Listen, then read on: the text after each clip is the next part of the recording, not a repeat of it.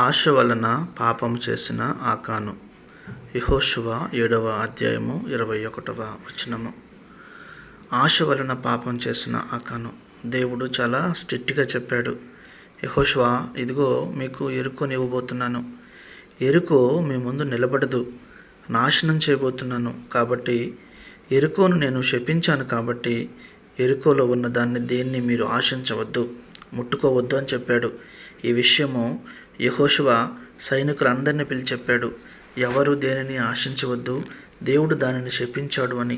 అందరూ విన్నారు. కానీ ఆకాను యెహోషువ చెప్పిన మాటలు, దేవుడు చెప్పిన మాటలు పెడచెవిన పెట్టి ఎవరు చూడలేదు అనుకొని ఏం తీసుకున్నాడంటే దోపిడీ సొమ్ము తీసుకున్నాడు. ఈరోజు దేవుడు నీకు ఏమిచ్చాడో దట్ ఈజ్ ఇనఫ్. మనది కానిది నీవు ఆశించవద్దు. అది నీకు అవసరమైతే దేవుడే ఖచ్చితంగా తగిన కాలమందు నీకు ఇస్తాడు. కానీ వద్దు, నీది కానిది నీకు వద్దు, ఆశించవద్దు. ఎందుకంటే ఆశ మనలను పాపం చేసేటట్లు ప్రేరేపిస్తుంది. ఆశించాడు, కన్నులను జయించలేకపోయాడు. అందుకే ఎవరు చూడలేదనుకొని డేరాలోకి తెచ్చి గుడారములో పూడ్చివేశాడు. ఎవరు చూడలేదనుకున్నాడు. యుద్ధానికి వెళ్ళిన ఇశ్రాయేలీలు ఓడిపోయారు. దేవుడు బట్టబయలు చేశాడు. మీలో ఒకడు పాపం చేశాడు.